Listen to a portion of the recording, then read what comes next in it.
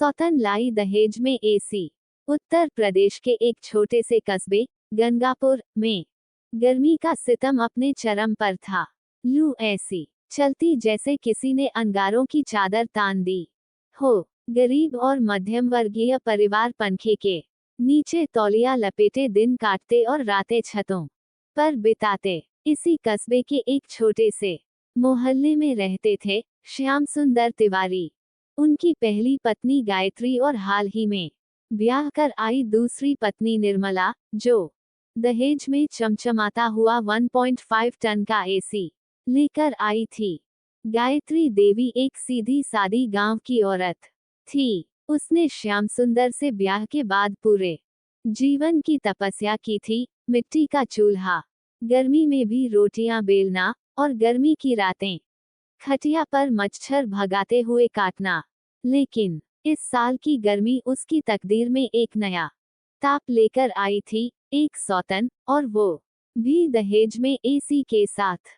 गायत्री देवी का चेहरा दिन पर दिन तपता जा रहा था। मन में जलन, तन में पसीना और घर में एसी की ठंडी हवा सिर्फ दूसरे कमरे में। निर्मला एक कस्बे की मॉडर्न लड़की थी। उसके मायके वाले अमीर थे।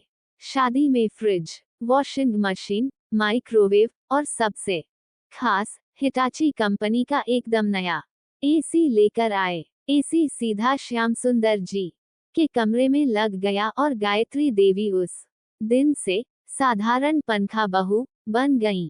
निर्मला की चाल, उसका ठाठ और उसकी ठंडी हवा, सब कुछ मोहल्ले में चर्चा का विषय बन गया। हर कोई कहता, दूसरी बहू क्या ठंडी हवा सी है, और पहली वाली तो गरम तवे पर रोटियां ही बेलती रह गई। गायत्री जब आंगन में रोटियां सेंकती, पसीने से लथपथ होती, तो वहीं से उसे सुनाई देता, वीर जरा रिमोट दे दो, 22 डिग्री कर दूं। उसका दिल तड़प उठता। उसने श्याम सुंदर से एक दिन कहा भी, हमरे कमरे में भी पंखा बदलवा दीजिए, बहुत पुराना है। श्याम सुंदर झुंझलाते हुए बोले, तुम्हारे दहेज में एसी था, क्या काम चला? लो, ये बात गायत्री को भीतर तक चुभ गई। एक रात जब छत पर सोते हुए मच्छरों ने हमला किया, गायत्री ने निर्णय लिया, अब और नहीं सहूंगी, कुछ करना होगा। अगली सुबह वो अपनी पुरानी सहेली कमला के पास गई, जो घरों में काम करती थी। उसने बताया कि मिट्टी के घड़े में पानी और घासलेट वाला देसी कूलर बनवाया जा सकता है। गायत्री ने 3 दिन में मिट्टी, बांस, बोरी और पुराना मोटर फैन जोड़कर एक देसी कूलर बना लिया, जिसे वो गायत्री एसी कहती थी। उसने घर की छत पर तुलसी के गमलों से घेर कर एक देसी कूलर रूम बना दिया। अब मोहल्ले में खबर फैली, गायत्री भाभी का देसी एसी कमाल कर रहा है, हवा एकदम पहाड़ों जैसी लगती है। निर्मला जब छत पर गई और वो ठंडी हवा महसूस की, तो उसका चेहरा लटक गया।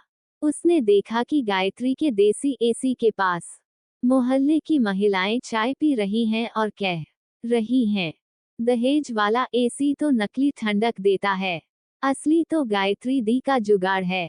निर्मला अब धीरे धीरे गायत्री से टिप्स लेने लगी। कूलर में केवड़ा जल, खस की जाली, छत पर बोरी से छाया बनाना। गायत्री ने बड़े दिल से उसे सब सिखाया। श्याम सुंदर जी जब ये देखा कि अब दोनों बीवियां दोस्त बन गई हैं और खुद के लिए भी गायत्री ने देसी कूलर तैयार कर दिया है, तो उन्होंने पहली बार मुस्कुराते हुए कहा, गायत्री, तुमने बिना दहेज के भी वो कर दिखाया जो दहेज वाली नहीं कर पाई। अब घर में 2 एसी थे, एक दहेज वाला और एक देसी वाला, लेकिन असली ठंडक अब रिश्तों में आ चुकी थी। सौतने अब छत पर साथ बैठती, चाय पीती और घर के खर्चे साथ में चलाती। गायत्री ने समझा दिया कि रिश्तों की गर्मी को ठंडा करने के लिए एसी नहीं, समझदारी चाहिए। और निर्मला ने माना कि दहेज में लाई चीजें केवल सुविधा देती हैं, सम्मान नहीं। देसी कूलर वाली बहू बनी पंचायत की स्टार। गंगापुर कस्बे में गायत्री जो पहली पत्नी थी, उसे सौतन निर्मला के दहेज में आए एसी से जलन होती थी, लेकिन फिर उसने देसी जुगाड़ से मिट्टी, बोरी और बांस से ऐसा देसी कूलर तैयार किया कि मोहल्ले की औरतें तक दीवानी हो गईं। धीरे धीरे दोनों सौतने दोस्त बन गईं और घर में शांति की ठंडी बयार बहने लगी। कुछ दिन बाद गंगापुर की महिला पंचायत की अध्यक्ष रामप्यारी ताई गायत्री के घर आईं। उनके साथ 4-5 महिलाएं और थीं। रामप्यारी बोली, गायत्री बहू, तुम्हारा ये देसी एसी वाला कमरा तो गजब का मॉडल बन गया है। सोच रही हूँ पंचायत में एक महिला उद्यमी योजना चलानी है, तुम्हें इसका ट्रेनर बना दूं। गायत्री को यकीन ही नहीं हुआ कि जो पहले अनपढ़ बहू कहलाती थी, अब वो पंचायत में सिखाने वाली बन रही है। निर्मला ने भी गायत्री का खूब साथ दिया। उसने अपने मोबाइल से गायत्री के देसी कूलर का वीडियो बनाकर यूट्यूब पर डाल दिया। गायत्री बहू का देसी एसी, बिना बिजली के ठंडक। वीडियो वायरल हो गया। अब मोहल्ले के लोग गायत्री को इंजीनियर बहू कहने लगे और निर्मला को डिजिटल सौतन। श्याम सुंदर जी को अब कोई पूछता ही नहीं था। पहले दोनों औरतें उनके आगे पीछे घूमती थीं, अब दोनों व्यस्त थीं। एक पंचायत की ट्रेनिंग में, दूसरी मोबाइल पर वीडियो शूट और अपलोड में। एक दिन उन्होंने कहा, तुम दोनों मुझे भूल गई हो, अब मैं क्या करूं? गायत्री मुस्कुराई और बोली, अब आप भी हमारे देसी एसी के प्रोडक्ट एम्बेसडर बन जाओ। रामप्यारी ताई कह रही थी, पुरुष वर्ग में प्रचार की जरूरत है। श्याम सुंदर जी को पहली बार अपने घर की औरतों की कमाई पर गर्व हुआ। गर्मियों के चलते पंचायत ने एक प्रतियोगिता रखी, ठंडक का बादशाह कौन। एक ओर था निर्मला का दहेज वाला एसी कमरा, glass window, remote control, plastic की खुशबू। दूसरी ओर था गायत्री का देसी जुगाड़, मिट्टी की खुशबू, खस की महक, तुलसी के पौधों की छांव और कूलर की सोंधी हवा।